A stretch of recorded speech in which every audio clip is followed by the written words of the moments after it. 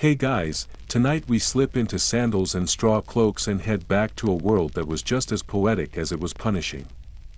Welcome to feudal Japan, where mist clings to cedar trees, the wind rustles through rice paddies, and you, yes, you, are waking up in a thatched roof farmhouse with an empty stomach, sore knees, and about 14 hours of backbreaking labor ahead. It's not even light yet, but your day has already begun.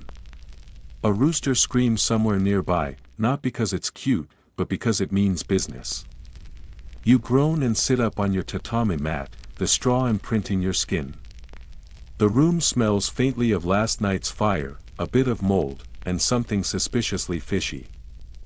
Your futon is thin, your blanket thinner, and the cold morning air seeps in through every crack in the sliding paper doors. Welcome to peasant life. You're one of the many Hayakusho, farmers scraping by in a world where samurai get all the poetry while you get all the blisters. You slide open the door with a practiced hand. Quiet, careful. That paper wall you call a bedroom offers about as much privacy as a sneeze in a library. Everyone in the house, from your elderly mother to your sticky little brother, heard you turn over 3 times last night. You step outside barefoot, because shoes are precious, and the dew on the wooden engawa chills your toes. A faint mist clings to the earth. The fields wait in silence, soaking up the anticipation of sweat. This is a world where the sun determines your schedule. There are no alarm clocks, no snooze button, only light and labor. You grab your hoe.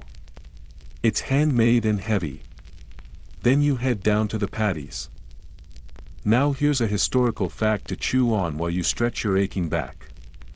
During Japan's Edo period, 1603 to 1868, more than 80% of the population were farmers, locked into a rigid class system that made it basically illegal to be upwardly mobile. Land taxes were often paid in rice, not coin, which meant the rice you grew didn't even belong to you. It belonged to your lord, who might have never touched a field in his life, and let's not romanticize rice farming. You're not planting in a cute field with cherry blossoms fluttering overhead. You're wading into shin-deep, mosquito-infested mud, repeatedly bending at the waist for hours, placing delicate seedlings by hand. Ever tried squatting in muck for 6 hours? No. Then your knees are in for a rude awakening. You wipe your brow with your sleeve, which is just as dirty as your face, and glance at the old man in the next paddy over. He's 60, sunburned like leather, and still faster than you. He gives you a toothless grin. You hate him a little, quirky tidbit time. Some peasants wore straw capes, mino, that made them look like walking haystacks. Practical, yes. Fashion forward? Not so much. And don't even think about complaining about your outfit. Your entire wardrobe fits into one wooden box. Half of it is hemp. All of it smells like smoke. Breakfast. Don't get your hopes up. You trudge back to the house mid-morning for a brief break. There's hot water and a few pickles. Maybe some barley mixed with rice. If your crop was good last season. You slurp it down with the enthusiasm of someone who's too hungry to be picky. Your teeth still hurt. Why? Because there's no toothbrush. You've been using salt and twigs. Welcome to gingivitis, Edo style. Historians still argue whether peasants in remote areas had it better than their city cousins. Rural life offered more food but less access to goods.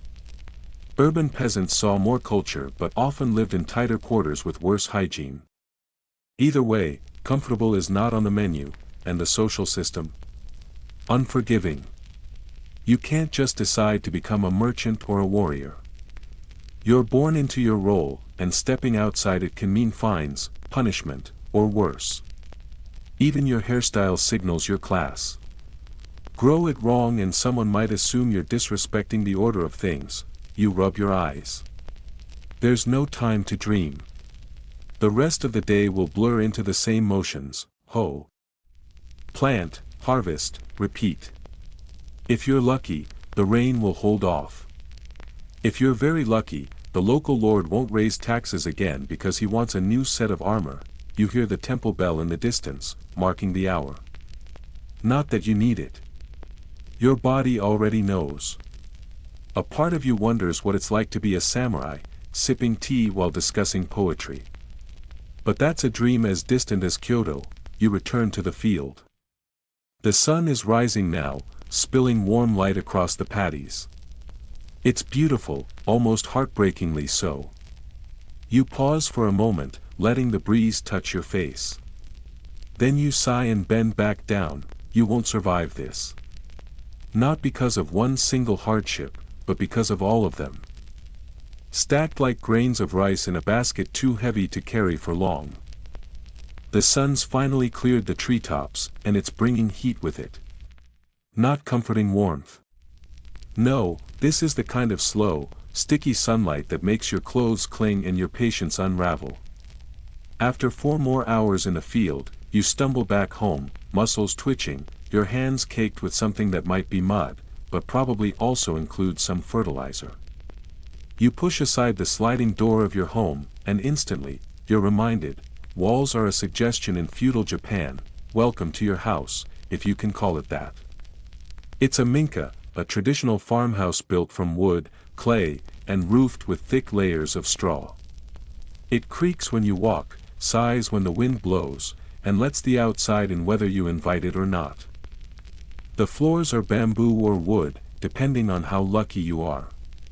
Either way, they're cold in the winter, hot in the summer, and excellent for amplifying every footstep, burp, and private whisper you naively hoped would stay private. You tiptoe around the shoji. Those lovely sliding doors made of wood lattice and translucent paper are gorgeous, yet tragically thin. Try having a private argument or secret snack behind one and everyone within earshot becomes your unwilling confidant. In fact, someone already heard you sigh just now. Your grandmother grunts from the next room, which is actually the same room, divided only by another piece of delicate paper. The only thing thinner than your mattress is the illusion of privacy. And insulation doesn't exist. You either freeze in winter or bake in summer. The walls can't keep out the cold, and they sure as heck can't keep in your secrets. Better learn the art of the humble whisper. Now let's add a mainstream historical fact here. Japanese domestic architecture in the Edo period, especially for the common class, prioritized flexibility and minimalism over comfort. Rooms were multipurpose, with sliding partitions to transform the space from bedroom to dining room to, well, sometimes even chicken coop. That's right. If the weather got too rough or you had something precious to protect, like a sickly goat, it might be bunking with you tonight. There's a hearth in the center of the room, the irori, where the family gathers. It doubles as a source of warmth, light, and cooking. It also triples as a smoke machine. The rafters above are coated in black soot from decades of fires, giving the ceiling that signature grimy gloss. Your lungs are not fans.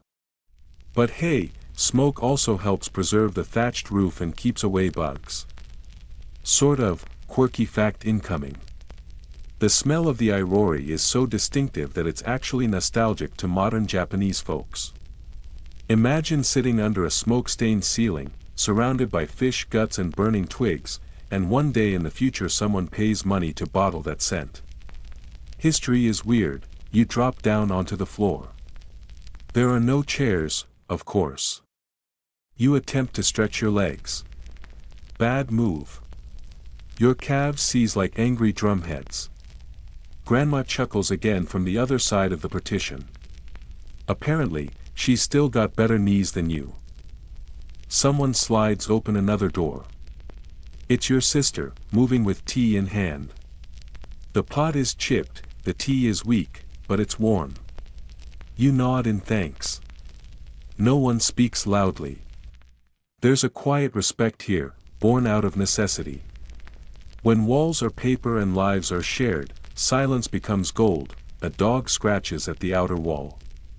You hope it's the dog. The house frame groans softly as a breeze pushes through, carrying the scent of damp earth and firewood. Your sister sets down a tiny bowl of pickled plums and barley porridge. It's not lunch. It's a reprieve. Historians still argue whether these domestic designs were a reflection of aesthetic philosophy or just resource scarcity.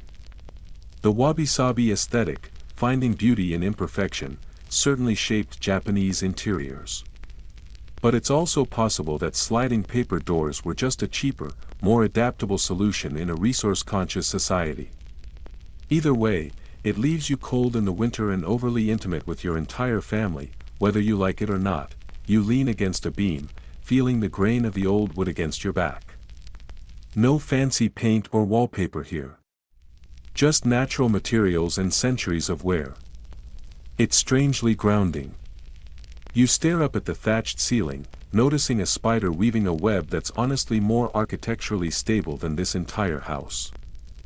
Oh, and termites. They're always a threat. Fires too. In fact, whole villages sometimes vanished in a single gust of flame. There's no fire department. Just buckets, good fortune, and prayers to whichever local spirit is supposed to care about thatched roofing. You try not to think about that as you sip the tea. There's beauty here, undeniably. The way light filters through the shoji panels and spills onto the bamboo floor like a watercolor painting. The faint scent of hinoki wood. The rhythm of sandals on polished timber. But you're tired, you're hungry, and the walls are so thin that if your neighbor sneezes, you bless him without needing to knock. You stand up, stretching cautiously. And step back outside. The sun's higher now. The heat rises in waves off the dirt path. You walk past the woodpile, past the family's drying vegetables, and toward the little shed where tools sleep in the dark. The air hums with cicadas and the soft whoosh of wind through tall grass. Tomorrow, these walls will still be thin. The paper doors will still flutter. But for now, you accept it all with a breath. Not because it's perfect. Because it's yours, even if only for a day. You've barely returned to the field when your stomach begins making decisions for you. Not decisions you enjoy. No, these are desperate, growling protests. The kind that echo loud enough to startle a bird 2 patties over. You pretend not to notice. So does the old man next to you, out of pity, probably. But it's nearly mealtime, and your thoughts begin drifting to one tantalizing question: what's for breakfast? Spoiler alert. Not much. You trudge back toward the house, your straw sandals flapping against the dirt path. A mix of mud and rice husks sticks to your ankles. The smoke curling out of your family's hearth promises warmth, but not decadence. Because in feudal Japan, meals are not about indulgence. They are about surviving the day without fainting. Inside, your mother is already crouched by the kamado stove, coaxing the fire with practiced fingers. The flames reflect in her eyes, and she doesn't look up as you enter. This is the rhythm of every morning: stoke the flame, boil the rice or, more likely, barley, and keep everyone moving. She hands you a bowl. It's small, wooden, and filled with something between porridge and paste. Mostly barley, maybe a bit of millet, possibly some leftover rice if the landlord hasn't collected his share yet. If you're really lucky, there's a pinch of miso or a sliver of pickled daikon on top for flavor.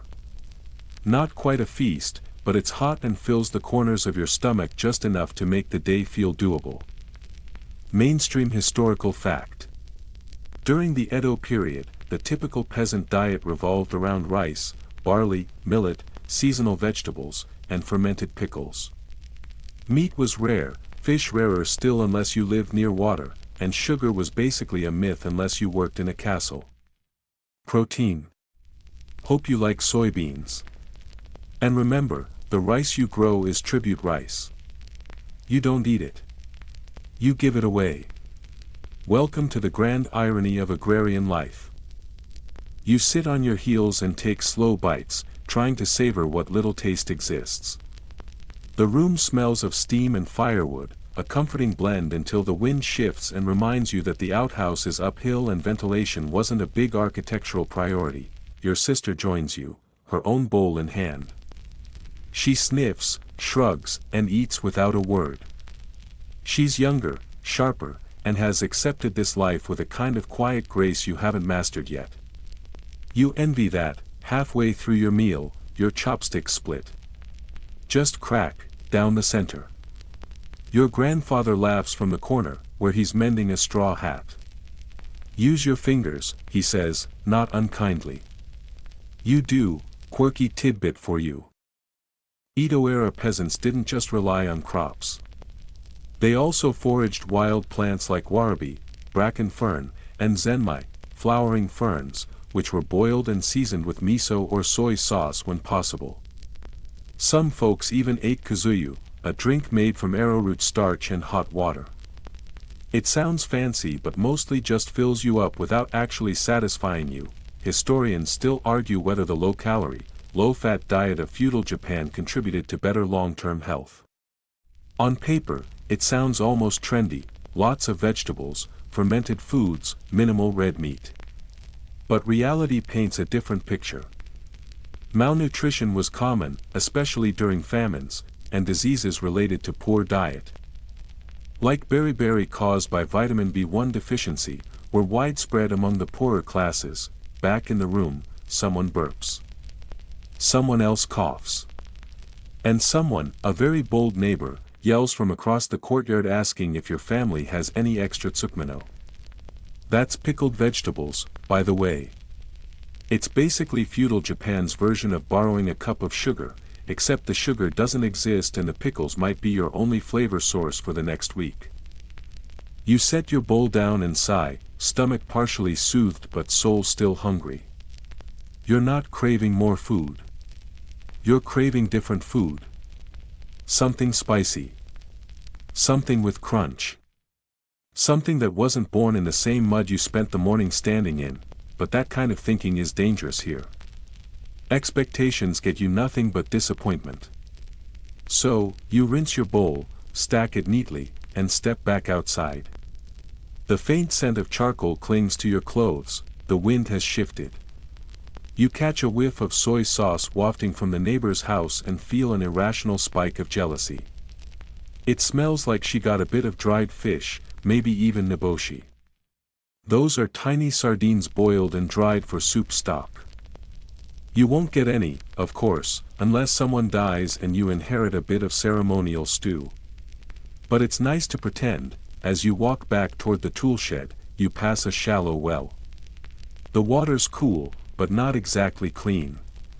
You cup a bit in your hands and splash your face, trying not to think about the tadpole you just made eye contact with. The sky is bright now.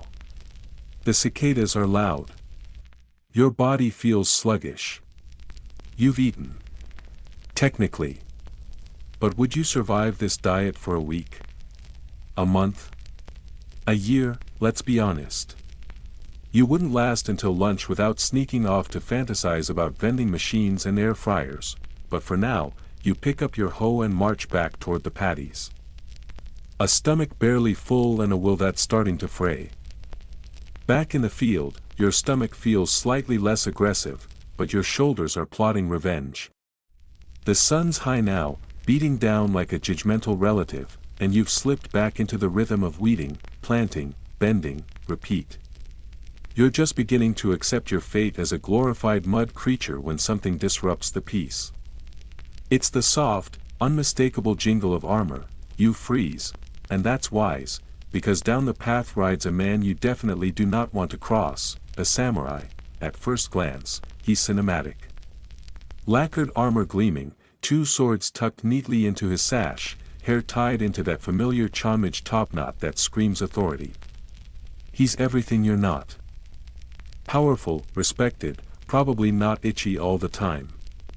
But let's be clear. He's not here for your autograph. You bow immediately. Lower. Lower. Perfect. Because if you look him in the eye, say something out of turn, or, heaven forbid, fail to show respect, he can cut you down where you stand. Legally, that's not a joke.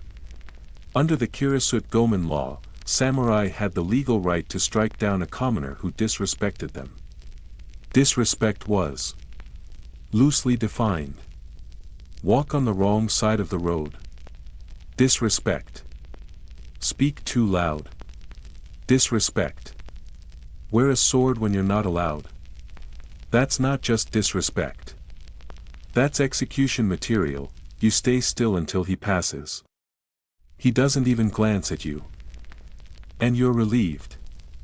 Because in feudal Japan, being invisible is often the safest option. Mainstream historical fact time.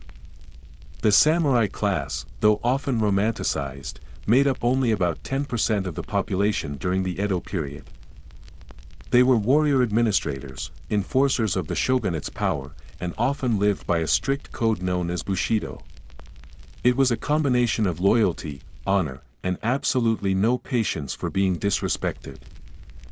But here's the funny part. By this period in history, most samurai weren't actually doing much fighting. The country was largely at peace. So what did they do all day? Bureaucracy. Lots of it. Writing reports. Collecting taxes. Reading poetry. Enforcing dress codes. They were very deadly, very well-dressed HR representatives. You stand up slowly, heart still pounding. That jingle of armor. It's going to haunt your dreams. Not because he did anything. Because he could have. And in this world, that's enough to keep you obedient. A few fields over, another farmer mutters under his breath. You glance at him in horror. Has he forgotten the rules? But he's older, probably born into this fear. And his muttering is just a coping mechanism. Like whistling in the dark. Still, you make a mental note not to be seen standing near him again. Quirky tidbit. Some samurai practiced a technique called zanshin, the art of remaining mentally present and aware, even when apparently at rest. Sounds noble, until you realize it means they might notice you picking your nose across a courtyard and consider it a personal insult. Historians still argue whether the samurai's harshness was necessary for order or just institutionalized tyranny. Some scholars frame them as guardians of peace and culture. Others see them as glorified bullies with sharp swords and too much pride. The truth? Probably both. Depending on the samurai and the century, back at home, your father recounts a tale of a samurai who once visited the village, declared the local shrine too dusty, and made the headman clean it while kneeling. You don't laugh. Neither does your father. It wasn't a funny story. The social hierarchy in feudal Japan is less a ladder and more a stone wall. You're born into a place on that wall, and climbing it without permission gets you slapped or sliced back down. Peasants serve samurai. Artisans serve society. Merchants have money but no status, which is its own kind of cosmic joke. Later in the day, you spot the same samurai again. This time, he's speaking with a group of village elders. He's tall, proud, speaking in a tone that suggests his words are mandatory listening. You watch from a distance. A very distant one. Because even watching too closely might be risky. You've learned to admire from afar. Like a shooting star, except it wears steel and might kill you, you return to your task, fingers moving automatically, body sore but surviving. There's safety in the routine, in staying low, in knowing your place. And though part of you burns with the unfairness of it all, wondering why he gets silks and swords while you get blisters and barley, you tamp that feeling down, because the last guy who asked that question probably didn't live long enough to finish it. The sun is slipping westward now, casting long golden streaks across the paddies and hills. It could almost be beautiful, if you weren't covered in mud and vaguely wondering whether your left sock is filled with water or a small eel. You make your way back toward the village path, hoping for a few minutes of rest, except, of course, rest doesn't exist. Not for you, because as soon as you reach the outer edge of the village, you're reminded why feudal Japan isn't just difficult. It's dangerous. Not from bandits. Not today. From the place itself. From the very air, ground, and buildings you live in, let's talk about the 3DS, dirt, drafts, and disease. You pass a neighbor squatting next to a tiny stream, scrubbing a wooden ladle with what appears to be a damp rag and a lot of hope. You make a mental note to never drink tea at his house again. Every house here sits low to the ground, built with natural materials such as wood, bamboo, and clay, and held together with architectural optimism. Insects everywhere. Rats. Bold. Your family has a small wooden chest for valuables, which now mostly contains chewed cloth and one very smug spider. You step around a loose chicken, which is technically the community's pest control. That's not a joke. Chickens eat the bugs. Dogs guard the gate. Cats handle the mice. You try not to get the plague. Here's your mainstream historical fact. Sanitation in feudal villages was minimal at best. While some cities like Edo, modern-day Tokyo, had primitive waste systems and public bathhouses, most rural areas relied on open trenches or compost heaps. The closest thing to a sewer was gravity. Outhouses were shared. Flies were abundant. Hand washing was not really a thing. Your friend Taro has a rash that's been healing for a month. You're not sure what caused it, but you're certain he touched that ladle, and let's not even start on the medical care. The village healer has a tiny pouch of dried herbs, a prayer scroll, and advice like balance your inner wind. You once saw him treat a head injury with mint leaves and chanting. Spoiler, the guy didn't get better. As you duck back into your home, a new scent hits you. Smoke. Yes. Mildew. Always. But this time, something sweet. Fermenting plums. Your mother's making umeboshi again, salting the tiny fruits until they resemble wrinkled bombs of sour intensity. You'll eat them with rice. If you get rice. You sit on the floor to remove your sandals, which squelch in protest. A roach scuttles by and disappears under a mat. You salute it. That's his house now, quirky tidbit alert. In Edo period homes, soot-covered ceilings weren't just a byproduct of fire. They were practical. The thick black gunk helped repel insects and even slowed down roof rot.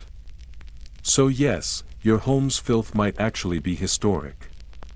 Lucky you, your younger brother is coughing again. Nothing serious, but persistent. The kind of cough that would raise concern today. But here. It's just Tuesday. There's no doctor, no antibiotics, no multivitamins. You offer him a lukewarm drink of boiled barley water and a comforting pat on the shoulder. He smiles. He's 5. He doesn't know any better. Historians still argue whether the high mortality rates in rural Japan were due more to diet, disease, or the simple brutality of physical labor. Most likely, it was all three. A perfect storm of exhaustion, infection, and constant exposure to the elements. And let's not forget childbirth. For women, giving birth was a roll of the dice with terrible odds. You lean against a support beam, listening to the sounds of the house. A distant conversation behind the shoji, your grandfather's soft humming, the wind rattling the eaves like a warning. You think about how easy it would be to get sick. How fast something small could become something serious, and there's no margin for error. If you can't work, you don't eat. If you don't eat, you don't work. That's not a metaphor. That's your schedule. Outside, someone screams. Not a dramatic horror movie scream. More of an annoyed farmer shout. A cart has tipped over. A wheel's broken. You go to help, because that's what villages do. Suffer together. Break together. Fix together. The sky darkens slowly, painted in that uniquely Japanese gradient of lavender and steel blue. You wipe sweat from your brow with the sleeve of your already filthy shirt and walk back toward your home, and as you approach, you pass the same healer again. He's humming, holding a dead beetle in a bamboo jar, and smiling as if it's medicine. You pretend not to see him. Tomorrow, you'll wake up in the same dirt. Step across the same cold floor. Smell the same fermented pickles. But for now, you're just grateful you didn't catch whatever Taro has, yet. The last light of the day fades behind the trees as you grab your hoe and drag your aching body toward the edge of the village. One more job before dusk. Tending the rice paddies. Again, yes, again, because in feudal Japan, rice isn't just food. It's everything. Currency. Status. Taxes. Power. And your relationship with rice is basically a codependent one. You give it your spine, and in return, it gives your lord bragging rights. The paddies shimmer in the twilight, a patchwork of waterlogged rectangles reflecting a sky that's quickly losing color. The frogs are already singing. Your feet slip back into the mud with a cold, wet squish. And now the real work begins. Each plant must be checked carefully. Rice seedlings don't grow by chance. You don't scatter them and hope. You kneel, elbow deep in mud, and replant them one by one, with just enough space between each stalk so they won't choke each other out. Like the world's slowest and most exhausting game of Tetris, mainstream historical fact. Rice cultivation in feudal Japan was labor-intensive beyond belief. Entire communities revolved around it. The process included preparing the land, flooding the fields, planting, weeding by hand, protecting the crop from pests, including other villagers, and finally harvesting with sickles at just the right moment. One mistake like bad weather, mistimed transplanting, or disease. And the whole year's effort could vanish. Along with your only source of survival, you pause to stretch your back. Bad move. The stiffness hits you like a hammer. You try not to groan. Noise carries over water. But a nearby frog rib bits so loudly it drowns you out anyway. This, you think, is what most people today don't understand about old world farming. It's not romantic. It's not peaceful. It's repetitive, exhausting, and alarmingly muddy. Every step requires balance. Every decision affects your family's winter. And all you can do is hope the weather isn't in a bad mood. Quirky tidbit. Some farmers used human hair as scarecrows. Yes, really. Tied onto sticks, the hair would flutter in the wind and supposedly frighten off birds. Kind of brilliant. Kind of horrifying. Definitely explains why no one wanted to sleep next to the storage shed. Across the paddies, lanterns begin to glow. Small floating dots of orange light flicker in the dusk. They're not there for you. They're there for the spirits, or maybe just to help someone stumble home without falling face first into a rice ditch. The water around your ankles is cold now. It soaks into your bones in a way blankets can't fix. You pull your tunic tighter, which is pointless. It's damp too. You glance up and spot the village headman walking along the ridge. He's dressed slightly nicer. Still muddy, but with better posture. He nods at you. That's his version of a handshake. You nod back, too tired to fake enthusiasm. Historians still argue whether peasant farmers were truly miserable or just culturally conditioned to endure. Some documents suggest pride in the work, a sense of divine rhythm tied to the land. Others hint at quiet rebellion. Songs sung in secret, bad-mouthing landlords under one's breath, rituals to curse crop inspectors. Maybe it was both. Maybe endurance and rebellion lived side by side in every calloused hand. Your younger brother appears on the ridge, waving a torch. It's time to come in. You let out a breath and slowly, painfully, straighten up. Every joint crackles. Your legs wobble. But you made it, sort of. As you head back toward the village, you hear laughter from a nearby house. Someone must have bartered well at the market. Someone has fish tonight. Lucky them. You step out of the paddy and your sandal tears, of course it does, you limp the last 100 steps barefoot. The ground is still warm but laced with sharp stones and dry rice husks. Every one of them finds your foot like it was summoned. Back home, your mother hands you a cloth to wipe down. It's barely damp. The water barrels low again. You sit by the hearth, steam rising from your knees. No one speaks for a while. You just breathe. You just exist, and that's the thing. They don't warn you that this life is less about events and more about the spaces between them. It's not the battles, the politics, the ceremonies. It's the small repetitions. The sore hands. The quiet victories when a seed sprouts. The small defeats when your sandal rips and no one has the energy to care. Someone hums a slow, wordless tune. It might be your sister. It might be a ghost. Honestly, at this point, you're too tired to investigate. Tomorrow brings more rice. More mud. But tonight, you made it back.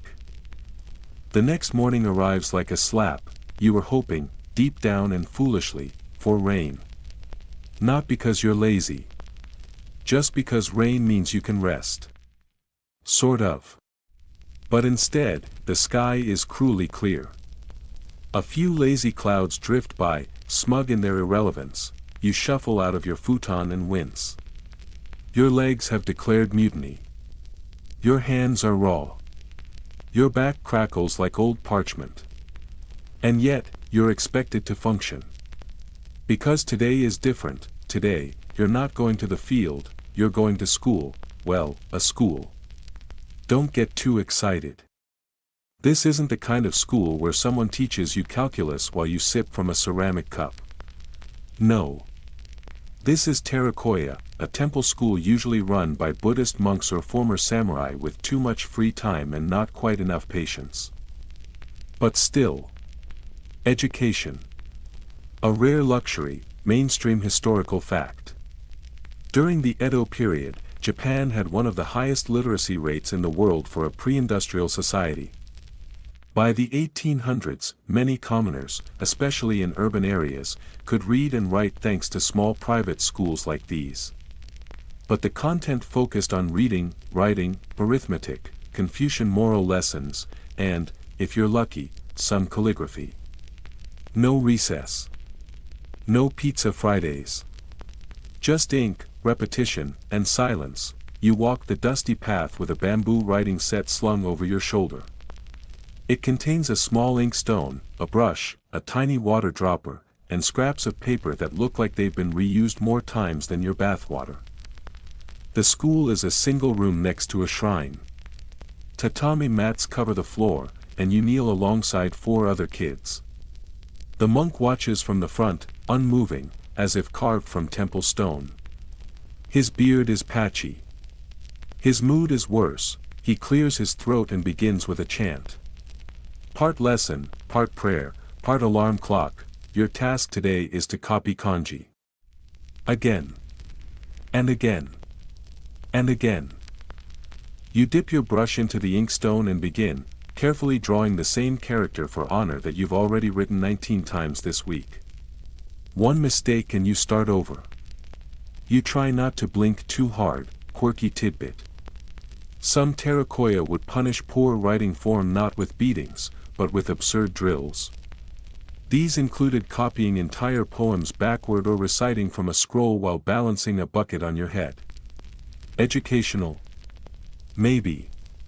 Humbling? Absolutely. The kid next to you has a nosebleed. He doesn't stop writing.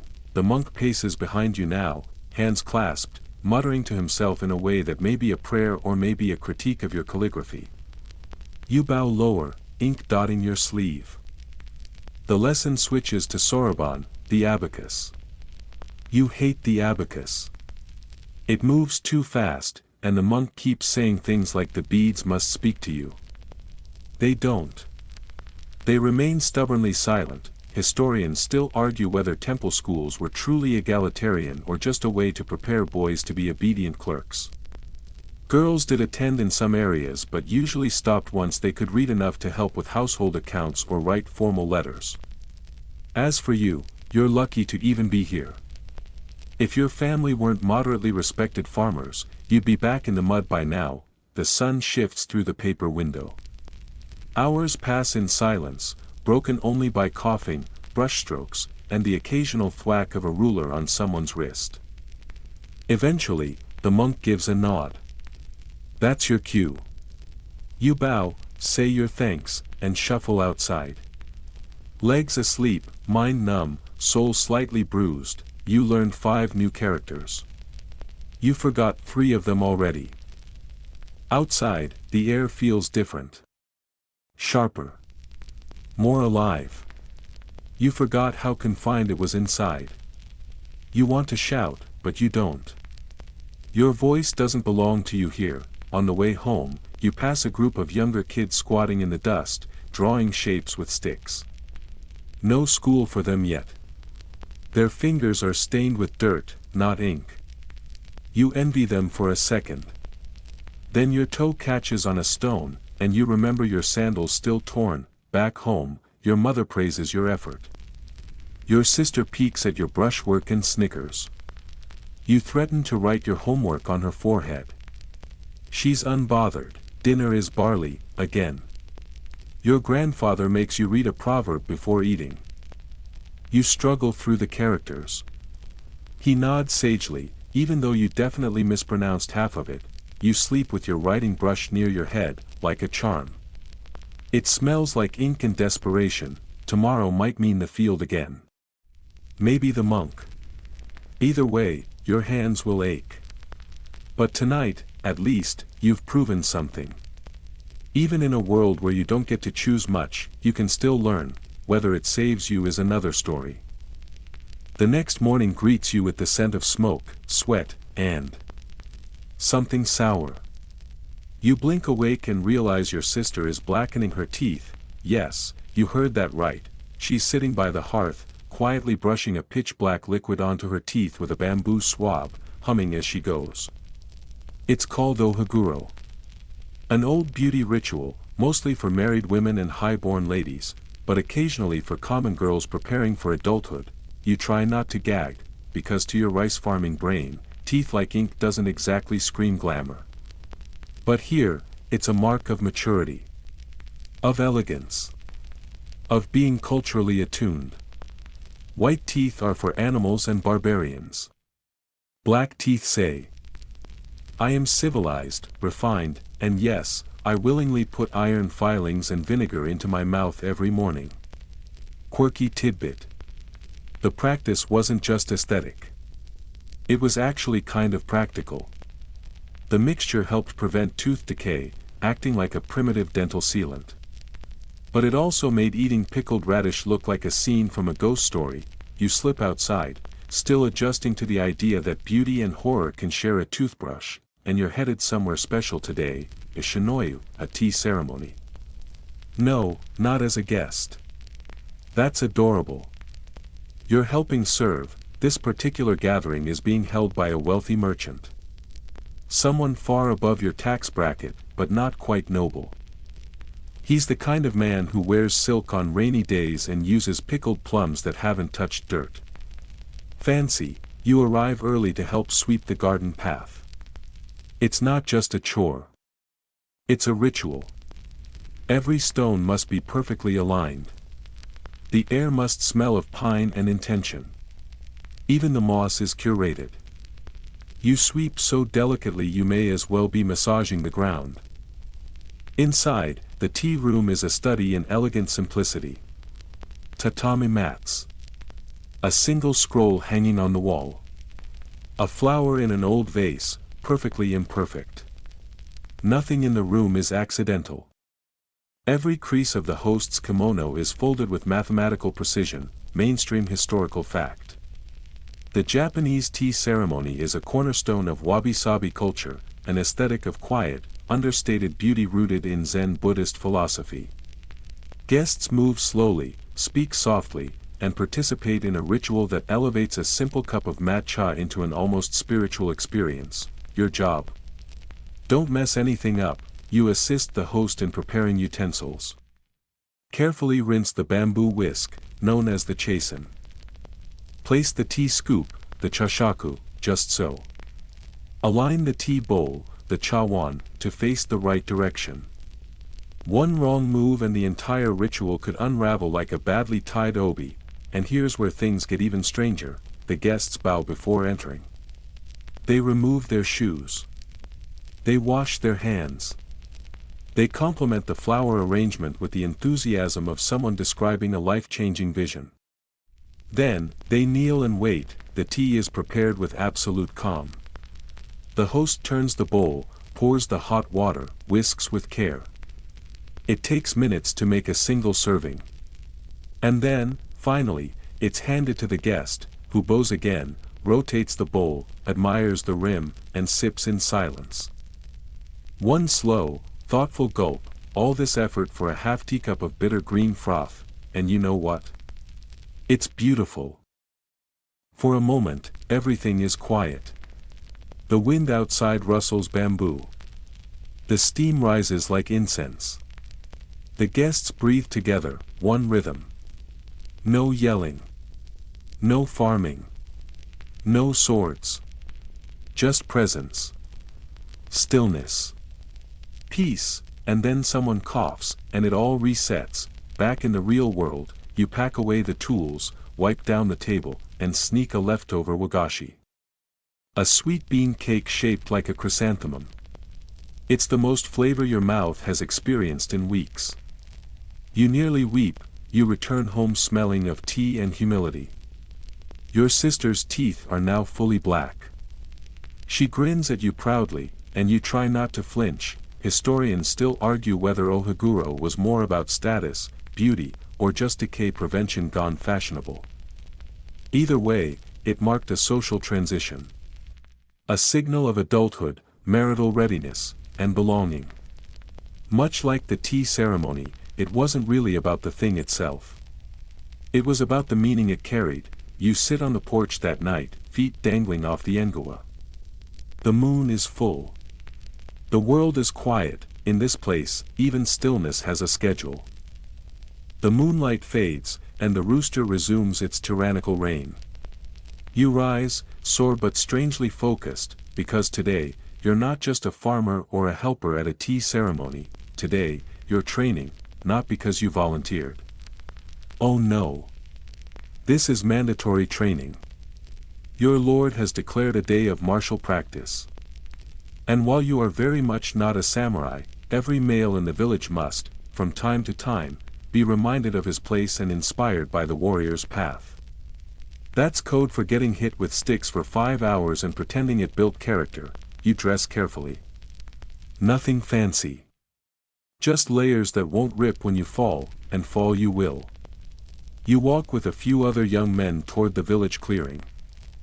At the center stands a bored-looking samurai, arms folded, wooden sword at his hip, clearly regretting whatever promotion landed him babysitting peasants. He doesn't speak much. Just gestures.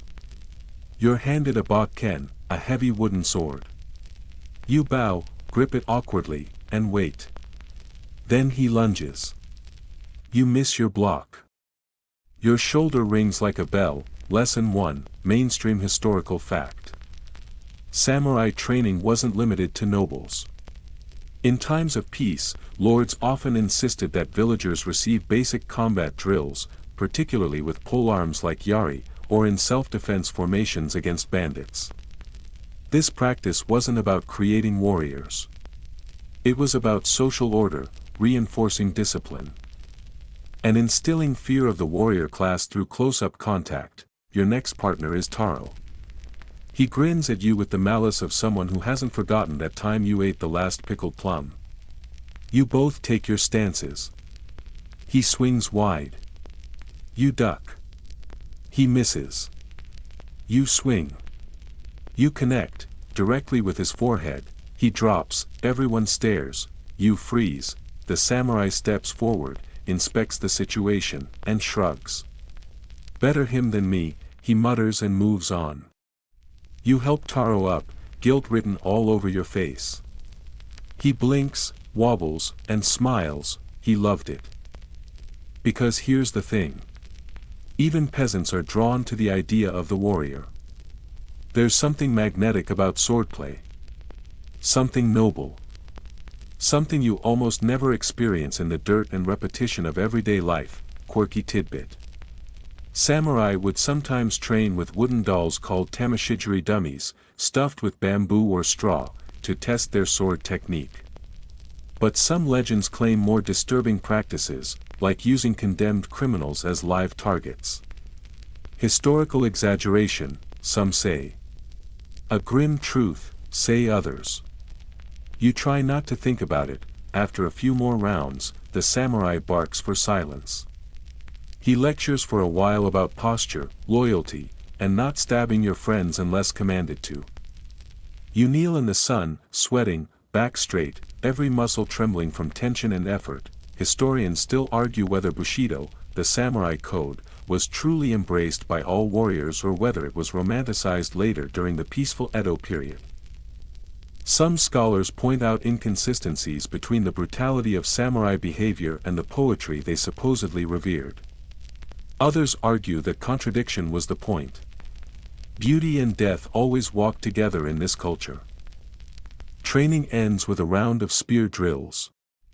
You are handed a weapon twice your height. It immediately falls over. The samurai sighs. You lift it again, clutching the haft as if it might leap from your hands. Your grip is wrong. Your form is worse.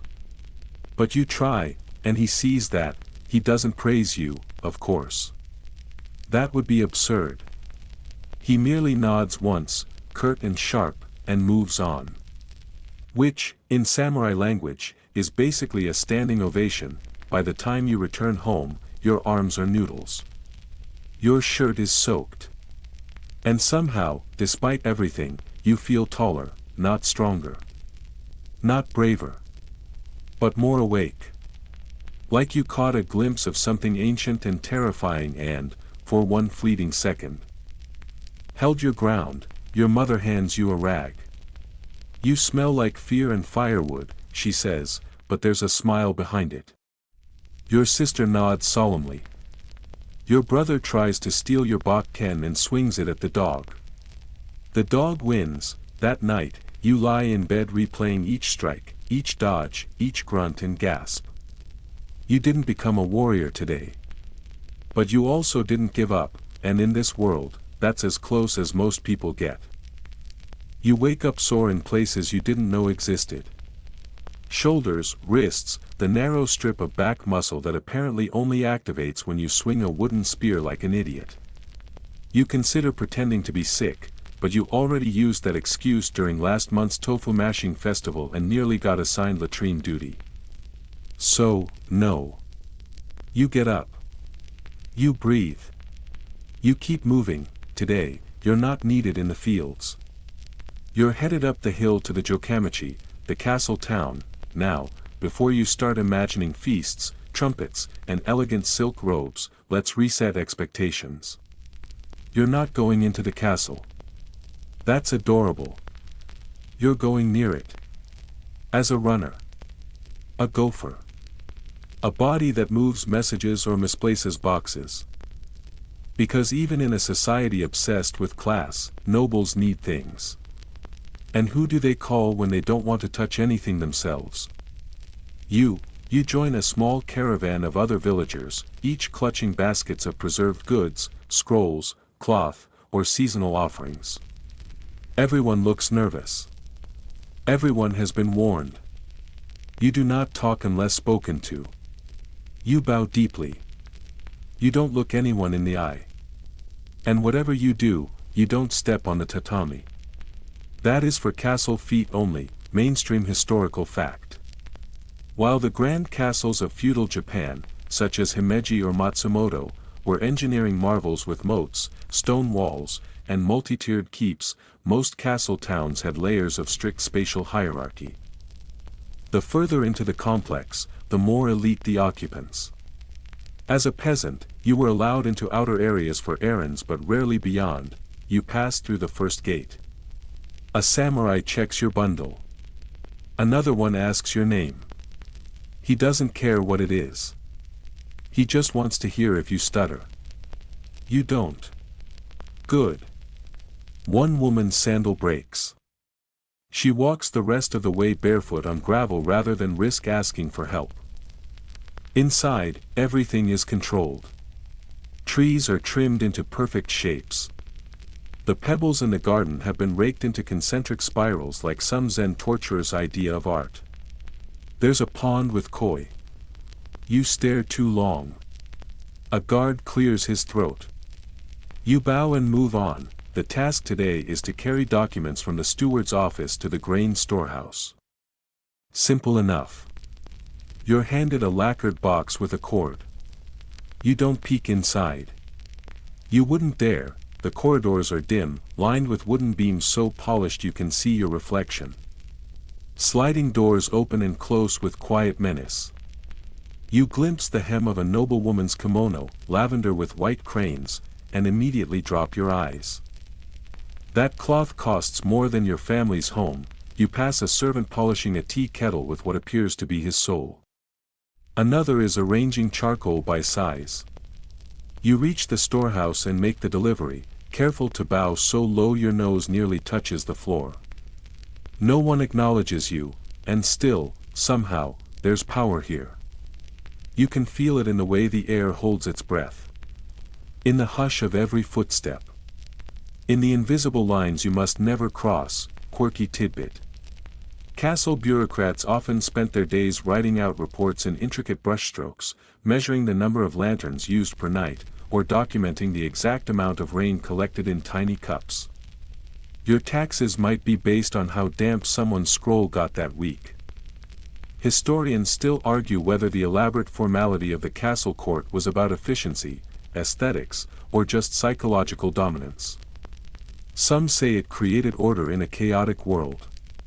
Others claim it was theater, designed to make peasants feel the weight of their place with every bow and breath. After your delivery, you're dismissed. Not with words. Just a look. You back away, knees trembling from squatting too long, and shuffle out of the gate like a guilty wind chime. Outside, the town feels different.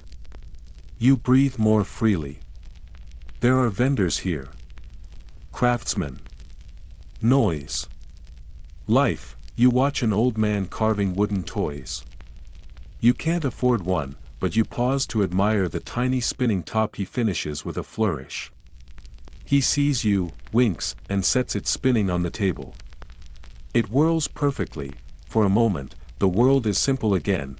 You walk home with empty hands but a full mind. Because inside those polished walls, you saw how stillness could be power. How silence could roar. How a wrong step on a rice paper mat could echo forever, and when you lie down that night on your creaky futon, you don't dream of the castle's gold or scrolls or koi fish, you dream of spinning like that toy. Graceful. Balanced. Untouchable, just for a second. The castle fades behind you, both literally and metaphorically. You're back in your element. Wooden sandals. Muddy roads.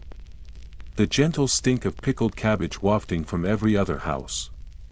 But before your feet have fully recovered from yesterday's silent panic, your parents call you over. They want to talk about your future. Oh, you sit awkwardly by the hearth, sipping tea that's mostly hot water, and try not to make eye contact. Your mother opens with a sigh that sounds suspiciously ceremonial. Your father clears his throat. Your sister giggles and quickly gets elbowed. Your grandfather suddenly finds the sky fascinating, and then comes the sentence that tightens your chest like a too-tight obi. It's time we discussed marriage. No, not yours. Yet. First, your older cousin's upcoming wedding. But that's just the bait. They're warming you up. You know how this works. 1 minute you're nodding along about dowries and plum wine. The next, you're being told about a girl from the next village who is very polite and has strong ankles. Mainstream historical fact. In feudal Japan, marriage, especially for commoners, was less about romance and more about logistics. It meant survival. A joining of labor forces. A negotiation of rice yields, land rights, or in some cases, family debts. Marriages were usually arranged by elders. Love, if it happened at all, was considered a pleasant accident. So, no candlelit haikus or stolen kisses by the cherry blossoms. Your first meeting with a potential bride might last 6 minutes, with 3 chaperones watching. And if you smile too much, that's suspicious. Smile too little, and you're rude. Your father begins talking about miai, the formal matchmaking meeting. He's vague about details but clear that it will involve bowing, formal clothing, and at least one woman older than the trees who will definitely judge you for how you hold your teacup. You nod slowly and politely. Inside, your thoughts are chaotic. You don't even know what you want in a spouse. Someone who doesn't hate rice. Someone who can lift more than you. Someone who won't die giving birth to your 10th child. You try not to think too hard about that last part, because here's the truth. Marriage in feudal Japan wasn't equal. Women were expected to manage the household, bear children, serve the husband's family, and age with quiet resilience. Divorce wasn't common, though it was technically legal. It was usually initiated by the man. Widows often had to remarry quickly or face social and financial isolation. Your mother begins listing traits she values in a wife. Clean. Kind. Knows how to fold clothing correctly. Not too outspoken.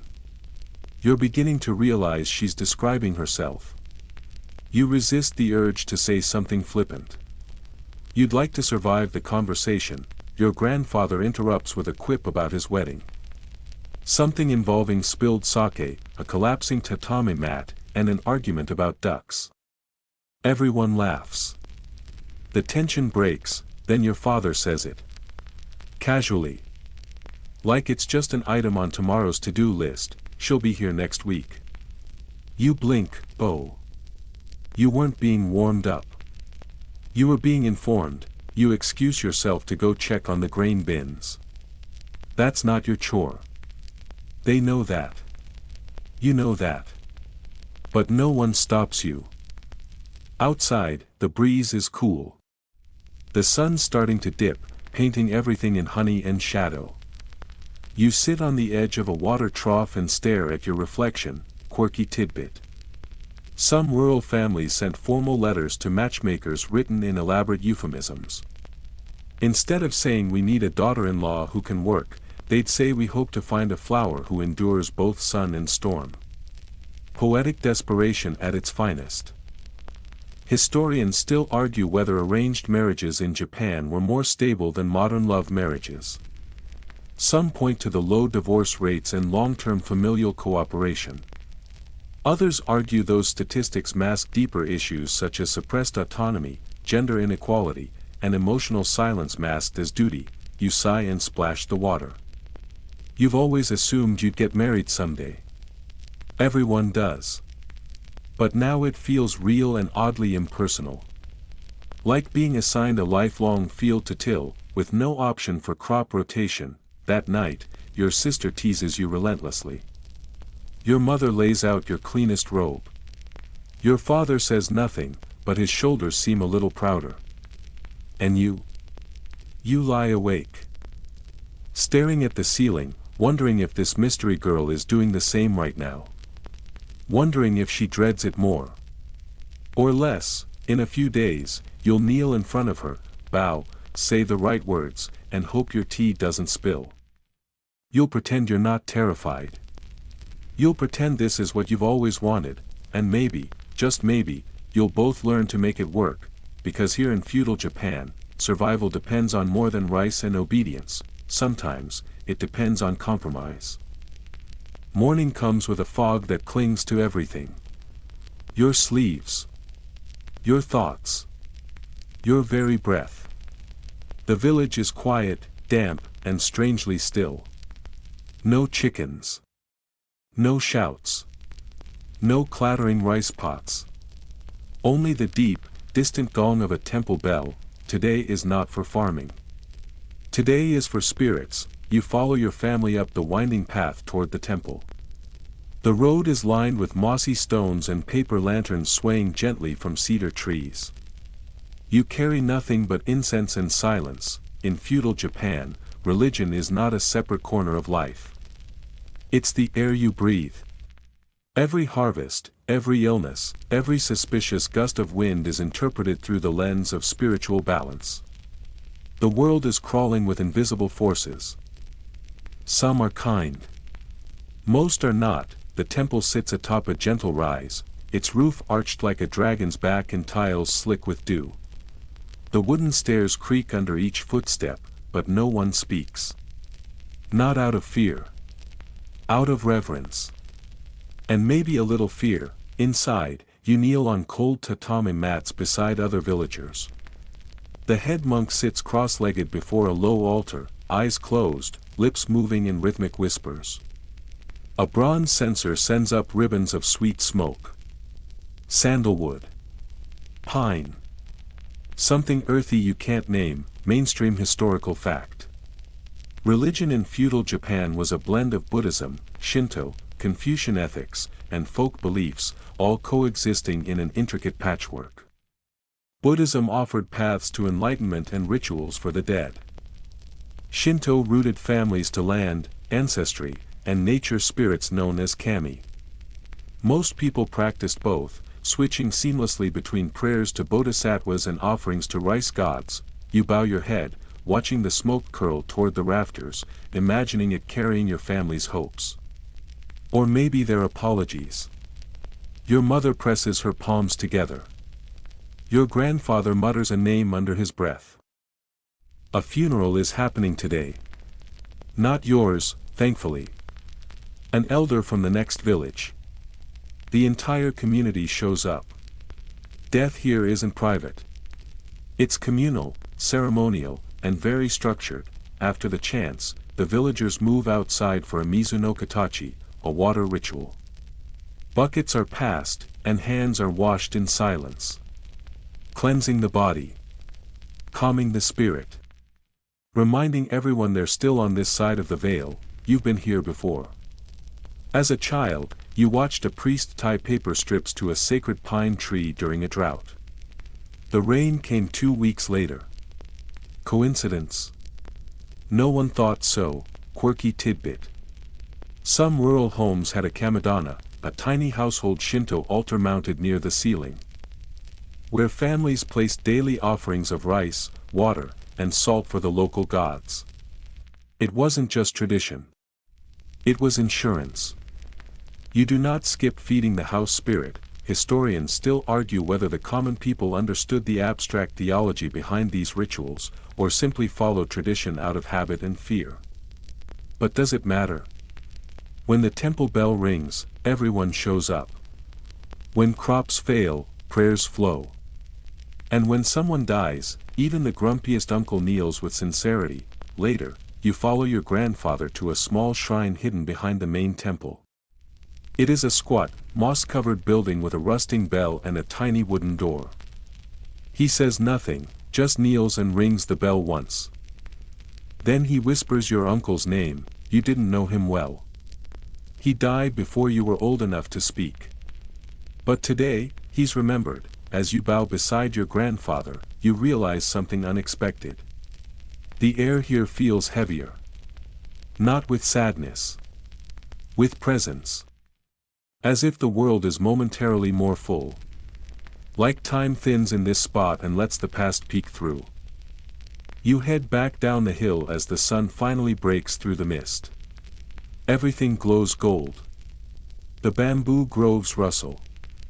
The lanterns sway. And your family walks silently together, their footsteps synchronized as if drawn by something larger than themselves. Back at home, your sister lights a stick of incense for the family altar. Your mother places a fresh bowl of rice on it. Your father bows once, solemn and silent. Even the dog lies down, unusually quiet. Later that night, as the moon rises and the crickets begin their gentle chorus, you lie awake thinking about spirits. Not the kind that haunt. The kind that linger. The ones that don't slam doors or whisper your name in the dark. Instead, they sit quietly at the edge of memory, content to be remembered. Maybe your uncle is still around. Maybe he's proud. Or maybe he's watching you botch your calligraphy and laughing from the ether. Either way, you bow before sleep. Not out of habit, out of hope. The morning begins with the unmistakable sound of sloshing water and light scolding. You lift your head from your pillow, squinting toward the doorway, where your father is muttering about etiquette and temperature. And just like that, it hits you. Today is bath day. Now, before your imagination gallops off into visions of steamy onsen under snow-capped peaks, let's rein it in. You are not in a luxury hot spring resort. You are going to the village sento, a public bathhouse made of timber, smoke, and humiliation. Still, it's something to look forward to. One day a week when you can wash away not only the mud caked into your soul, but also that suspicious patch on your left shin that's been growing for 6 days. You grab your towel, your wooden sandals, and a small bucket containing what passes for soap. Usually ash mixed with oil or fermented rice bran. You walk down the path to the bathhouse with a few neighbors. No one speaks much. Not because they're shy. Because everyone's calculating who'll have to sit next to the guy who forgets to rinse first. The sento is already steaming when you arrive. A squat wooden building with smoke curling from vents in the roof. Inside, the air is thick with heat, sweat, and the faint floral tang of camphor leaves tossed into the water. Mainstream historical fact. Communal bathing was central to social life in feudal Japan, especially in towns. Most sento were gender separated eventually.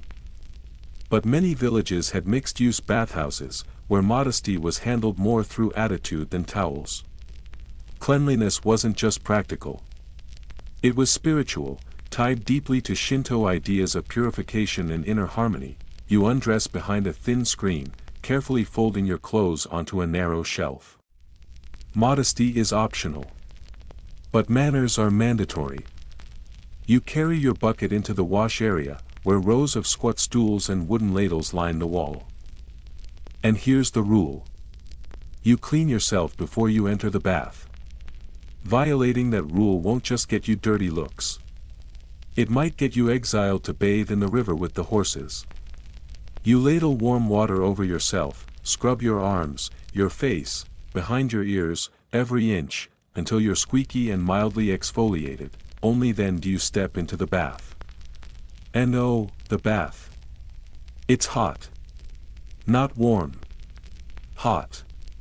As if it's personally offended by your peasant skin. You lower yourself slowly, inch by scalding inch, until you're submerged up to your shoulders. For a moment, you are silent, weightless, clean, quirky tidbit. It wasn't uncommon for bathhouses to offer tiny snacks like pickled plums or roasted soybeans. Or light gossip to pass the time. Some even had poetry carved into the wood, so you could contemplate mortality and hygiene at the same time. Culture and cleanliness. Multitasking at its finest. Across from you, Taro grins.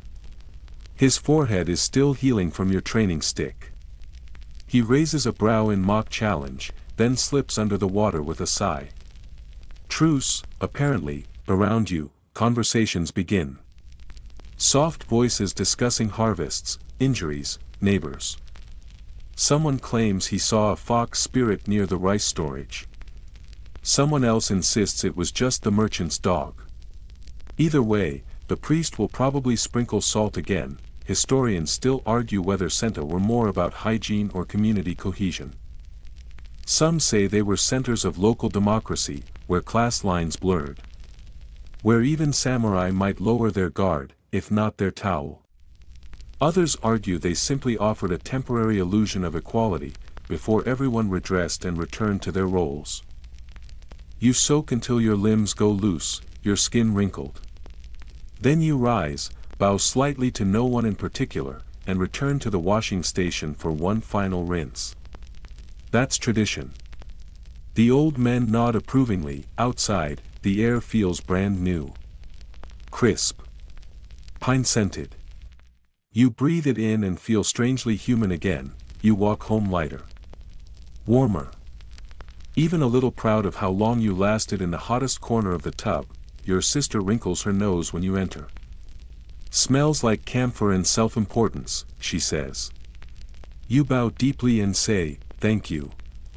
That night, your futon feels softer. Your dreams cleaner. You don't toss, don't itch, don't wake in the middle of the night to scratch something vaguely fungal. You just sleep, and in the dark, you remember something. Even in a world where so much is taken from you, choices, luxuries, privacy, there's still one miracle left, a hot bath, shared. Scalding. Sacred. By now, you've made peace with the mud, the rice, the bathwater, and even taro. But there's one thing in feudal Japan you'll never quite get used to. Nature's wrath, because in this lovely, poetic land of paper doors and wooden sandals, the weather is actively trying to kill you. You wake to the wind, not a breeze. A wind. The kind that screams through the rafters, shakes the rice paper windows, and makes the family dog burrow beneath the futon in preemptive mourning. Your mother is already at the door, sliding it open a crack to peer out. Outside, the bamboo grove is thrashing like it owes the wind money. A typhoon is coming. You can feel it in your ribs. No school. No farming. Just tying things down and hoping the gods are feeling merciful today. Mainstream historical fact. Japan's geography, as an island chain along the Pacific Ring of Fire, makes it one of the most disaster-prone places on Earth. Earthquakes, tsunamis, typhoons, floods, fires. Feudal villages were routinely flattened, drowned, or swept away. And yet, they were rebuilt with stubborn dignity. A season later, your father barks orders. Move the toolshed buckets. Weigh down the thatched roof with extra stones. Wrap the water jars in rope so they won't shatter. The family altar is covered with oil paper. You nod and move quickly, heart pounding, adrenaline rising like the tide. By midday, the sky has gone from silver to charcoal. The wind hammers the house like it's accusing it of something. The paper walls ripple. A loose tile clatters to the ground. You hold your breath, and then it breaks. Rain. Not drops. Sheets. A sideways deluge, so dense it's hard to see the trees 5 steps beyond the porch. The fields vanish. The road vanishes. Even your neighbor's house becomes a shadow. Quirky tidbit. Some villagers believed fox spirits, or kitsune, danced in the rain, especially during sun showers. They called it the fox's wedding. But no fox is getting married in this mess. This is pure celestial vengeance. You huddle inside, clutching your knees, listening to the creaks and groans of the structure. Every gust feels like it might peel the roof off like a crab shell. Your sister lights a candle. Your mother chants a prayer. The house leaks, of course. Every house leaks. You set out pots, bowls, and even your old wooden writing set to catch the drips. It's a game now. How fast can you empty them before they overflow? Suddenly, a crash. You run outside. Yes, in the storm, barefoot, soaked within 2 seconds. And you see it. The edge of the field has collapsed. Mudslides. A small section of terrace has crumbled into the streambed. Your family's storage shed is safe, but the neighbor's fence is gone. Historians still argue whether disaster response in feudal Japan was highly organized or left to local improvisation. There were certainly edicts from the shogunate about flood control and levee maintenance. But out here in the village, you survive by instinct, tradition, and community effort. Everyone rushes to help, even in the rain. You form a human chain to pile stones at the edge of the bank. Your shirt clings to you like seaweed. Your teeth chatter. But the old man in front of you hands you another rock with hands steadier than your soul. By nightfall, the rain has slowed. The wind becomes a whisper. And slowly, Cautiously, the village begins to breathe again. You return home, soaked through, mud in your ears, and collapse next to the fire pit. Someone passes you a cup of hot water. It tastes like ashes and safety. Later, as you wring out your shirt and hang it near the heat, you hear your father talking quietly. "It could have been worse," he says. "We've seen worse." And you know it's true. You've heard stories of entire coastal towns swallowed by tsunamis. Of fires in Edo that burned thousands of homes in a single night. Of earthquakes that split roads and temples. Nature doesn't discriminate. It humbles everyone, even the samurai, even the shogun, even you.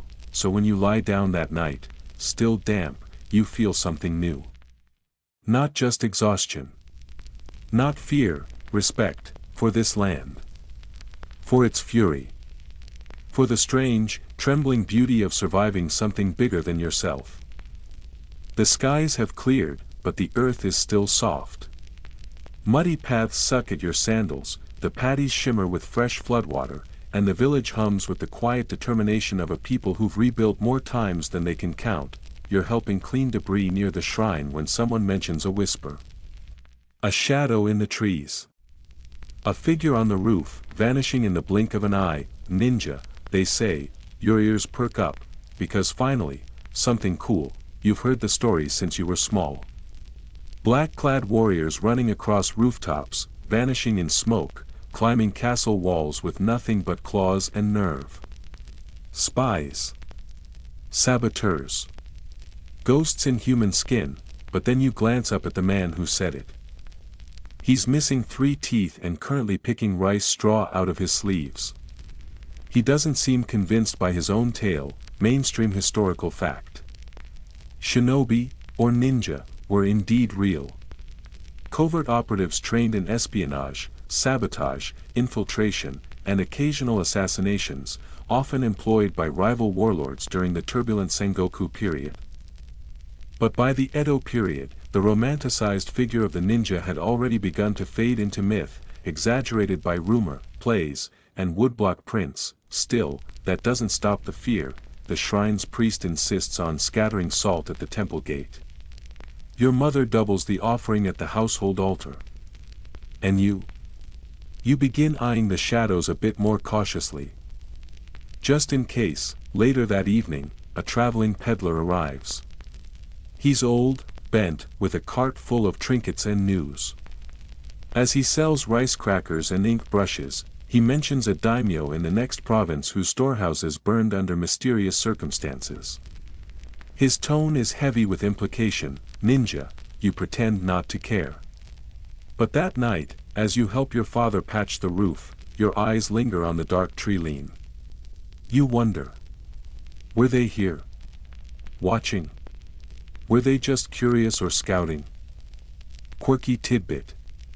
Many historical ninja were peasants or lower-ranked samurai trained in unconventional warfare. Their clothing? Probably not all black. That came later, from kabuki theater costumes. Real shinobi wore whatever helped them blend in, such as monk robes, farmer's clothes, or merchant garb. The better the disguise, the better the mission. Historians still argue whether ninja were elite specialists or simply scapegoats. Convenient villains when something burned or disappeared. There are written records of ninja activity, but much of what survives is part truth, part theater. Like shadows cast by a flickering flame, the stories stretch far beyond the source. Back in your house. Your brother finds a length of black cloth and wraps it around his head. "I'm a ninja," he declares, and proceeds to sneak under the table and startle the dog. The dog retaliates.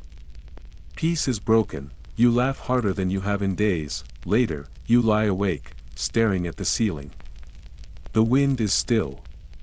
The air feels heavy. You think of the stories. Ninjas walking silently across ceilings, poisoning wells, stealing messages, vanishing into the night, and for just a moment, you want to be one, not because you crave violence, but because you crave freedom. The idea of slipping beyond the rigid lines of your life. Of crossing class, duty, an expectation like a rooftop, of choosing something for yourself. But even dreams must obey curfews. Your eyelids droop. Your limbs ache. And somewhere in the forest, an owl hoots, whether it's just an owl or something else, well, you're not going outside to find out. The next morning is unusually quiet, no shouting. No clanging. Not even the rooster. Which is either broken or dead. Frankly, you're not asking questions, you step outside and stretch. The air is heavy with humidity, but something feels tense. It's not the weather, it's the silence of anticipation. You hear murmurs from the village square. Curious, you follow the flow of people, sandaled feet shuffling along the dusty road. When you arrive, the crowd is already forming. A tight knot of neighbors gathers around a wooden post where a young man kneels, head bowed, hair freshly shaved in a shame cut that makes your stomach twist. He's not sick. He's being punished, and you know him. He's from your cousin's hamlet. You once swapped pickles with him at a festival. Now he's a warning, mainstream historical fact. Feudal Japan had a complex system of social regulation enforced not only by law, but by shame. Punishments ranged from the formal, like fines, flogging, or exile, to the devastatingly public, like forced head shaving, stocks, or being paraded through the town with a placard stating your crime. For commoners, honor wasn't a luxury. It was a currency. And when you lost it, the whole village made sure you paid the interest. The local official stands beside the post, holding a bamboo scroll. He reads the charges aloud in a monotone. He lied about his rice yield. Underreported his tribute. Deceived his lord. Everyone murmurs. You hear someone whisper, his field's been thin since the typhoon. Doesn't matter. The quota is the quota, the punishment, public shame. 3 days in the square, head shaved, a sign around his neck that reads liar. And after that, his neighbors get to decide if he's welcome again. You watch as someone spits at the ground. Someone else turns away. The man doesn't raise his head. He doesn't dare. Quirky tidbit, in some villages, punishment involved kuchi fuseiji, or mouth sealing. In this practice, a wrongdoer wasn't physically restrained, but no one in the community was allowed to speak to them for a fixed time. Total silence. Not even eye contact. It was socially brutal. And it worked. You back away slowly. You're not sure what unsettles you more, the punishment or the crowd's compliance. Historians still argue whether these systems of communal shame kept order or simply suppressed rebellion. Some say they prevented chaos in the absence of widespread policing. Others say they crushed individual will, leaving no space for forgiveness or growth. Later, as you carry water back from the well, your brother asks what would happen if you lied about the rice. You tell him honestly that you wouldn't. Not because you're noble, because you're afraid. That night, the man is still in the square. No one offers him food. You wonder if you should. Your mother stops you. He must bear it, she says. You lie in bed, thinking about the thin line between dignity and disgrace. How fast one slip can drag you from invisible to infamous. How in a world with so few freedoms, reputation is the only thing you really own. The rain begins again, gentle and soft. You hear it patter against the roof, leak into the bucket, tap the edge of your window. You wonder if he's cold, you wonder if he cries. And you wonder how many others never got caught. The rain lingers through morning, soft and steady. Too light to flood, too persistent to ignore. You walk the slick path behind your house with a small basket in hand, dodging puddles and watching your step. Because today's errand is vital, you're going to help your aunt prepare food. Now, you've prepared food before. You've stirred pots, cleaned fish, burned your fingers on ceramic lids. But today, your aunt wants to teach you the fine art of preserving food. In feudal Japan, survival doesn't come from what you eat today. It comes from what you store for tomorrow. You enter her narrow kitchen, where everything smells like salt, smoke, and old garlic. She waves you inside, sleeves tied back. Hair up, hands already deep in a tub of soybeans. We're making natto, she says. You freeze. Oh no, that smell. Mainstream historical fact: natto, or fermented soybeans, is a traditional Japanese food packed with nutrients and infamous for its slimy texture and pungent smell. In feudal Japan, it was a key source of protein for commoners, especially in inland regions with less access to fresh fish. Cheap to produce, long-lasting, and deeply polarizing, you watch her stir the beans into a paste, adding chopped green onions, mustard, and something she only calls starter. You do not ask questions. The less you know, the better. Next up are pickles. Radish, cucumber, burdock root. All sliced thin, all packed into clay jars with layers of salt, rice bran, and weight stones. These tsukmono will sit for days, weeks, sometimes months, transforming into mouth-puckering miracles of preservation. Quirky tidbit: some families kept a pickling barrel in the kitchen for generations, passed down like a family sword. The taste of the pickles was unique to each household, like a culinary fingerprint. The brine was never fully changed. It carried ancestral flavor. As you work, your aunt tells you what's being stored for winter: dried persimmons, smoked daikon, miso paste, salted fish, vinegared plums. You help lay strips of mackerel onto a bamboo rack above a slow fire, where they'll dry over the next 2 days. Your hands are sticky with sugar and fish oil. You're not sure which is worse. Your stomach growls. She hands you a rice ball. It's warm and plain, with a single pickled plum in the center. You bite into it. The tang hits your tongue like lightning. Somehow, it's perfect. You sit on a stool, chewing slowly, watching the steam rise from a clay pot on the hearth. Inside, rice simmers with mushrooms and wild greens. Not fancy. Not colorful. But honest. Satisfying. Then your uncle walks in with a bucket of something mysterious. What's that? You ask, immediately regretting it. He grins. Fish guts. For soup. You do not ask again. Historians still argue whether the Japanese diet during the Edo period was more healthful than other agrarian societies. With its emphasis on vegetables, soy, fermented foods, and minimal meat, some scholars call it the first plant-based national cuisine. Others point out the vitamin deficiencies, occasional famine, and high salt content that plagued the common folk. That afternoon, you walk home with the faint smell of vinegar still clinging to your sleeves. Your sister sniffs you and recoils. You shrug. You're welcome for dinner, you say. That night, the family gathers around a shared pot. You all eat slowly, carefully, with gratitude. No one wastes a grain of rice. Even the pickles, mouth-twisting and sharp, are treasured. You lie in bed later, full but not stuffed, and realize something important. In this world, food isn't just sustenance. It's security. Culture. Memory. A promise that someone, someday, thought ahead, even if what they thought of was fermented soy slime. It starts with a rumor. You're fetching water at the well when 2 women walk past, speaking in hushed, excited tones. You only catch a few words. Messenger. Samurai robes. Shogunate seal. That's enough to know something's brewing. By the time you return home, the village is buzzing.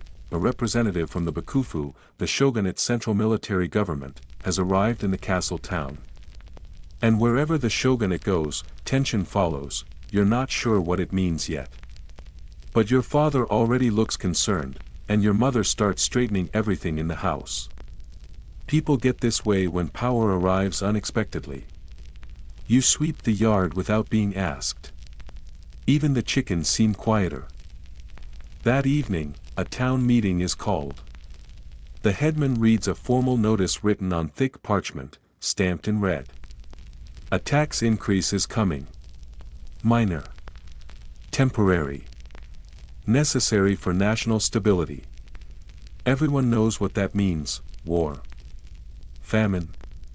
Someone's son bought too many horses. Mainstream historical fact: during the Edo period, Japan was ruled by the Tokugawa shogunate, a military government that centralized power under the shogun and his retainers. While the country was largely at peace, political tension still simmered beneath the surface. Daimyo were under constant surveillance and required to maintain expensive alternate residences in Edo as part of the Senkinkotai system. These financial burdens often trickled down. Guess who paid? That's right. You, and every other villager, whose tribute was already barely enough to survive on. Now, the quota rises. Just a little.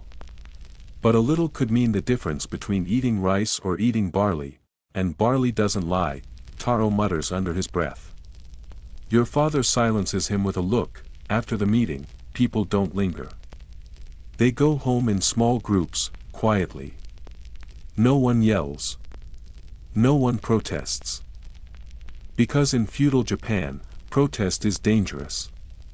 Even a whisper in the wrong direction could be interpreted as sedition. Quirky tidbit: during the Edo period, commoners were forbidden from gathering in large groups without permission. Even poetry clubs and musical troupes needed oversight. Political dissent, if suspected, could lead to imprisonment, torture, or forced labor. That's why farmers developed a language of innuendo, jokes, and even folk songs to complain without technically complaining. Back home, your father takes out the family's scroll of records. Rice weights, tax notes, yield calculations. He frowns and does the math again. You watch him quietly, heart thudding. There's no margin. Not even a sliver. Later, your sister asks what would happen if a village just refused. If everyone said no. Your mother hushes her instantly. Don't say that, she snaps. Even thinking it can bring misfortune. Historians still argue whether the Tokugawa era's peace came at the cost of widespread fear. The shogunate offered stability, yes, but only through constant surveillance, rigid class enforcement, and brutal punishment for dissent. Was it prosperity or suppression? Was it order or stagnation? You lie awake that night, thinking about messengers in robes, red seals on scrolls, taxes paid with rice you'll never taste, and you wonder about the people behind those decisions. The ones in lacquered rooms, speaking softly over tea. You wonder if they've ever felt a callus or heard a belly growl that wasn't their dog's, but then you remember. Wondering is dangerous, so you roll over, close your eyes, and try to dream of simpler things. Like bamboo and clouds, and not having to explain to your family why this year's tribute might come up short, again. You wake to the smell of incense, not the kind burned for peace or for calming the spirits. This one is heavier, sharp, bitter. Ceremonial. You sit up slowly. Outside, the courtyard is quiet. Too quiet. No chickens, no sweeping, no crackle of the hearth. Then you hear it, the slow clack of wooden sandals on stone. Rhythmic. Final. Someone has died. It's not unexpected. He was old, frail, quiet even when alive. A distant uncle, related through someone's cousin's cousin. Still, in this village, every death echoes, and in feudal Japan, death is not just the end of life. It's a passage that must be managed properly. For the living. For the dead. For the order of the world, you change into your plainest robe. Fold your sleeves properly, and follow your family to the funeral. It's held at the temple up the hill, where the old priest waits by the gate, beads in hand, expression unreadable. The air is cool. The sky is gray. Even the crows are subdued. Mainstream historical fact: funerals in feudal Japan followed Buddhist customs. They often involved a wake, tsuya, a cremation, and a memorial service held over a series of days or even years. The dead were ritually cleansed, dressed, named posthumously, and honored with chants, incense, and offerings of food and flowers. Failure to perform these rites correctly risked spiritual unrest, both for the deceased and for the entire community. You kneel with your family on tatami mats, facing the altar. The priest chants sutras, each word a quiet hammer driving the soul onward. The body has already been cremated at the village pyre, but the ashes rest in a lacquered urn surrounded by white chrysanthemums and a bowl of rice with 2 upright chopsticks. That's the classic symbol of mourning. No one cries loudly. Mourning here is soft, bowed, and controlled. But you feel the weight of it anyway, pressing into your shoulders like a winter coat. After the service, there's a small meal. Rice, pickles, a bit of salted fish. Simple. Shared. You take a bite, chewing slowly. This isn't about the food. It's about returning to the world, one mouthful at a time. Quirky tidbit: the placement of chopsticks upright in rice is considered taboo outside of funerals.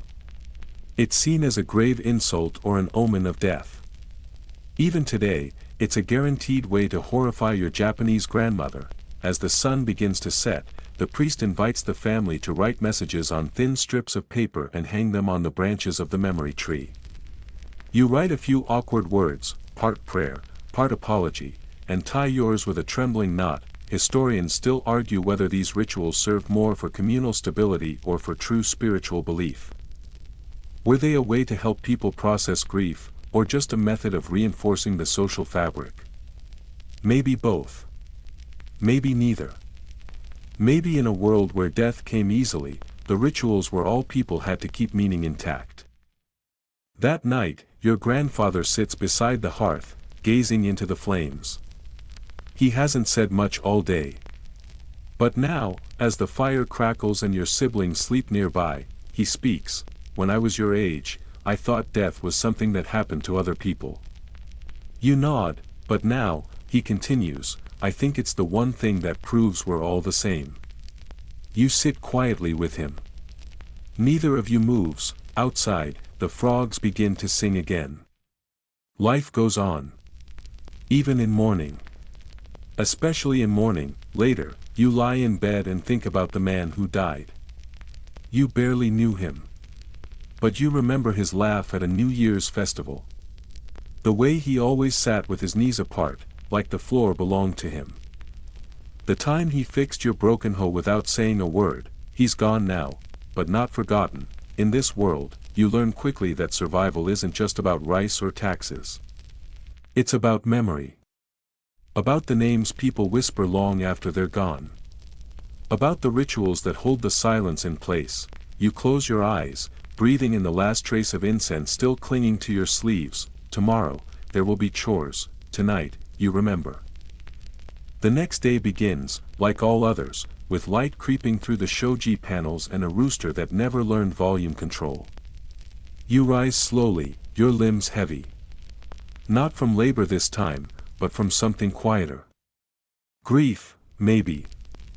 Or simply the long weight of living in a world that never slows down for feelings. You rub your eyes, tie your sash, and step outside. The courtyard is still damp from last night's rain. The moss between the stones gleams in the morning sun. You take a deep breath. You've made it through another day. And another. And another, but tonight, that thought sits differently, because you're starting to realize how incredible that is. You walk to the edge of the village where the rice paddies stretch like mirrors. Reflecting clouds you'll never touch. A few farmers are already at work, bent low, silent as shadows. You join them wordlessly. The day passes in that slow rhythm you know by heart. Bend, plant, rise, breathe. You feel the pull in your back, the sting in your fingers. But you no longer resent it. These aches are your inheritance. Your language. Your proof of existence. Mainstream historical fact. The average life expectancy for a commoner in feudal Japan hovered around 30 to 40 years. Disease, famine, childbirth, and accidents claimed people early. And yet, the society thrived. Culturally. Artistically. Spiritually. All on the backs of those who lived simply and endured much. You help your father patch the roof. You carry water with your brother. You share pickles with your sister and laugh, really laugh, for the first time in days. Later, you walk to the shrine alone, placing a plum blossom by the altar. Not because it's required, but because it feels right. Quirky tidbit: some villages believe that certain flowers, like plum or chrysanthemum, carried the memory of those who'd passed. They were like living scrolls that bloomed every season to remind you that time moves on, but memory lingers. Historians still argue whether feudal Japanese villagers were truly happy. The records left behind mostly speak of rules, taxes, punishments, and harvests. But they don't tell you how it felt to watch fireflies on a summer night. Or how rice tastes after a fast. Or how silence can be sacred. That night, your mother lights the oil lamp and passes you a new scroll. "You're writing now," she says. "You've lived enough to remember." You unroll the scroll slowly, the paper smooth and cool under your fingers, and you begin to write, not poetry. Not history. Just life, because in the end, you've survived what so many couldn't. Not just samurai duels or natural disasters, but the 1,000 quiet tests that most will never read about. The ones that wore your skin thin, but never touched your spirit, and in the flickering lamplight, with the soft hum of frogs and the warm creak of timber above your head, you find something you didn't expect. Peace. Wind down, and now, the day is done, the fields are empty, their reflections fading with the sky. The lanterns are lit in doorways. The smoke from cooking fires drifts lazily upward, curling into night. Somewhere in the village, a baby cries. Somewhere else, someone sings softly. Half-forgotten words to a lullaby no one ever wrote down. You lie on your futon, the straw beneath you warmed from your body's weight. The scent of soot and tatami rises around you like a memory. Your fingers still ache. Your back is still sore. But for the first time in a long time, your mind is quiet. The wind moves through the bamboo outside, and you imagine the shadows of those who came before you. They walked the same paths, tied the same knots, planted the same seeds. You are not alone here. You never were. You've lived a day in a world not built for comfort. Not forgiving. Not fair. But deeply, stubbornly beautiful. A world where everything fragile is also sacred. Where every step matters. Where every silence carries meaning, so you let your breath slow. Let your thoughts drift like lanterns on a river. Let your eyes close, knowing you've earned your rest. Not because you conquered anything, but because you endured. The fire dims. The frogs sing on. And you, small and strong beneath a sky full of stars, finally sleep.